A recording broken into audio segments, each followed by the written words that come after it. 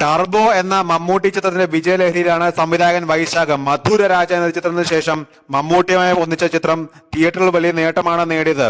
ഈ ആക്ഷൻ ചിത്രം ഇതിനോടകം 50 കോടി ആഗോളതലത്തിൽ നേടിയതായി ഔദ്യോഗികമായി അറിയിച്ചിട്ടുണ്ട്. വൈശാഖ് ടർബോയ്ക്ക് മുമ്പുള്ള ചിത്രം മോഹൻലാൽ നായകനായ മോൺസ്റ്റർ ആയിരുന്നു. ചിത്രം ബോക്സ് ഓഫീസിൽ 8 നിലയിൽ പൊട്ടിയിരുന്നു. മോൺസ്റ്ററിന് സംഭവിച്ച ക്ഷീണം തീർക്കാൻ വലിയ പരിപാടി തന്നെ മോഹൻലാലുമായി ആലോചിക്കുന്നുണ്ടെന്ന് ഇപ്പോൾ വൈശാഖ് പറയുന്നു. ഒരു ഓൺലൈൻ മാധ്യമത്തിന് നൽകിയ അഭിമുഖത്തിലാണ് വൈശാഖ് ഈ കാര്യം പറയുന്നത്. അന്ന് മോൺസ്റ്ററിന് പകരം ചെയ്യേണ്ടിരുന്ന മറ്റൊരു വലിയ സിനിമയായിരുന്നു. അന്ന് അത് നടന്നില്ല. എന്നാൽ അത് സംഭവിക്കും. അവർ തന്നെയാണ് അത് നിർമ്മിക്കുന്നത്. അതിന്റെ ഡേറ്റും കാര്യങ്ങളും ആളുകളും എല്ലാം ഒന്നിച്ചു വന്നാൽ അത് സംഭവിക്കും. വൻ പരിപാടിയാണത്. മോൺസ്റ്ററിന്റെ ക്ഷീണമൊക്കെ അന്ന് മാറും.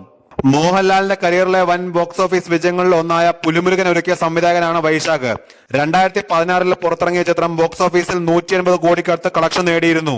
അതേസമയം പോക്കിരി രാജയ്ക്കും മധുരരാജയ്ക്കും ശേഷം വൈശാഖും മമ്മൂട്ടിയും വീണ്ടും ഒന്നിക്കുന്ന ചിത്രം എന്നായിരുന്നു